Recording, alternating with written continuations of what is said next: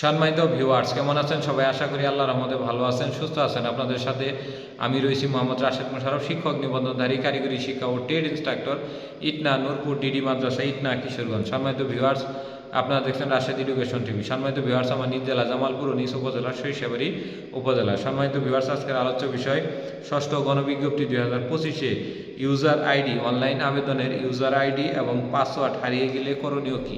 সম্মানিত ভিউয়ার্স, অনেকেই রয়েছেন যে আপনার মোবাইল দিয়ে অনলাইন আবেদন করবেন, এই বর্ষায় রয়েছেন যে একটু টাকা খরচ কম হবে, আমি হয়তো সুবিধাই পাবো। আর যখনই আপনি ঢাকা শহর বা বড় বড় শহরে থাকেন, দেখা যায় মোবাইল কখন হারাই যায় এই বিষয়ে আর বলা যায় না। পরবর্তীতে আপনার ইউজার আইডি এবং পাসওয়ার্ড কোথাও লেখেও রাখেন নাই, কীভাবে আবেদন করছেন এই বিষয়টিও মনে নাই।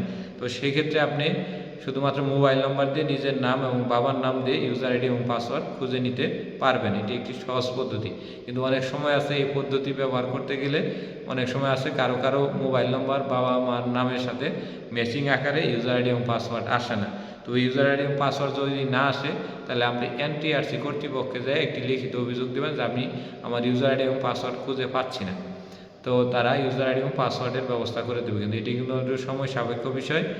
এজন্য অবশ্যই আমরা চাই না কারো ইউজার আইডি এবং পাসওয়ার্ড হারিয়ে যায়। তো যারা মোবাইল আবেদন করবেন, আবেদন করে রেখে অবশ্যই একটি কপি প্রিন্ট করে রাখবেন এবং ইউজার আইডি এবং পাসওয়ার্ড আলাদা স্থানে 2 বা 3টি জায়গায় আলাদা স্থানে আপনি রাখবেন এবং আপনার ইউজার আইডি এবং পাসওয়ার্ড অন্য কারোর সাথে শেয়ার করবেন না। কারণ ইউজার আইডি এবং পাসওয়ার্ড থাকলে আপনার কিন্তু ষষ্ঠ কোনো বিজ্ঞপ্তি বা অন্য যে কোনো একটি বিজ্ঞপ্তি বা যে কোনো সময় আপনাকে একটি বিপদে ফেলতে পারে, অর্থাৎ এটি হয়তো কোনো একটি সমস্যা তৈরি হতে পারে।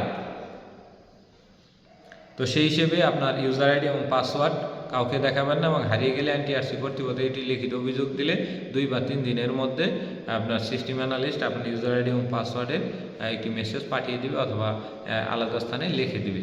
তো এই হলো আমাদের ষষ্ঠ গণবিজ্ঞপ্তি 2025-এ ইউজার আইডি এবং পাসওয়ার্ড সম্পর্কিত আজকের এই আলোচনা। যদি ভিডিওটি ভালো লাগে তাহলে অবশ্যই লাইক কমেন্ট শেয়ার দিয়ে আমাদের পাশে থাকবেন। আর যদি ভালো নাও লাগে তো দেখতে থাকেন, একটি সময় ভালো লেগে যাবে। আর রাশেদ এডুকেশন টিভির এই যে ভিডিওগুলো আমরা দিচ্ছি ষষ্ঠ গণবিজ্ঞপ্তি 2025 এবং 19তম শিক্ষক নিবন্ধন এবং কারিগরি শিক্ষা নিয়ে আপনাদের কেমন লাগছে অবশ্যই আমাদের কমেন্টে জানাবেন। ধন্যবাদ সবাইকে।